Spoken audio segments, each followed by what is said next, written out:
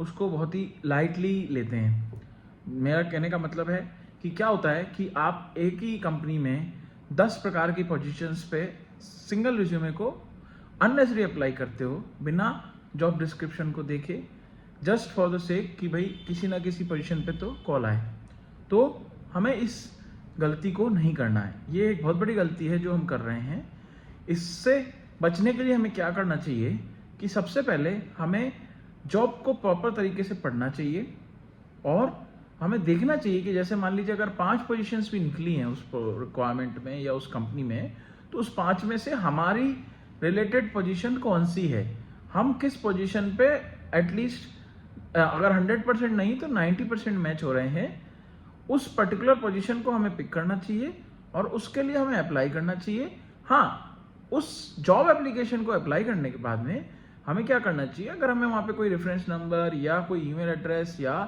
Other way में हमें कोई पता लग रहा है कि हम इसके बारे में पूछ सकते हैं, तो आप कंसर्न पर्सन को दूसरे प्लेटफॉर्म्स पे या अगर उसमें कोई वे ऑफ कनेक्शन लिखा हुआ है तो उसके थ्रू जा करके आप उसको एक इन्फॉर्मेशन भेज सकते हो कि भाई मैंने इस पर्टिकुलर पोजीशन पे अप्लाई किया है। बट क्या होता है, अगर आप एक ही कंपनी पे 10 पोजीशन पे अननेसेसरी अप्लाई करोगे, जैसा कि मैंने नोटिस किया है कई बार फ्रेशर्स के केस में और कई बार थोड़े बहुत एक्सपीरियंस लोग भी ऐसा कर देते हैं, तो हमें इस चीज़ को अवॉइड करना चाहिए। नहीं तो क्या होता है कि आपका जो प्रोफाइल है वो ऑलरेडी ब्लैक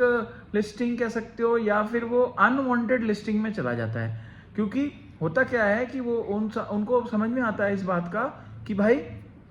ये बंदा तो just for the sake of call her position पे अप्लाई कर रहा है और इसको उससे कोई मतलब नहीं है कि क्या रिक्वायरमेंट निकली है, बस इसको तो कॉल आने का एक अपने अंदर से इच्छा है कि भाई मेरे को कॉल आ जाए किसी भी प्रकार से। तो ये जस्ट ट्राई कर रहा है, मल्टीपल पोजीशंस पे अप्लाई कर रहा है, बट इसको हो सकता है स्किल सेट में इसको जो हमें चाहिए वो हो ही ना, तो वो ये थिंकिंग डेवलप हो जाती है। तो इस थिंकिंग को ना डेवलप करने के लिए आपको ये चीज़ का ध्यान रखना चाहिए कि अगर किसी कंपनी में अगर 2 पोजीशंस हैं जिनमें आपका मैच कर रहा है प्रोफाइल, तो नो डाउट आप दोनों पे अप्लाई कीजिए, बट उनको प्रॉपर चेक कर लीजिए पहले और उसके बाद में उस पर अप्लाई कीजिए। और अगर वो रिलेटेड हैं तो बेटर है कि एक पे अप्लाई करके आप जब आप उस बंदे से रिलेशन में आए, डिस्कशन में आए, जब आप उनसे बात करें या आप उनकी जो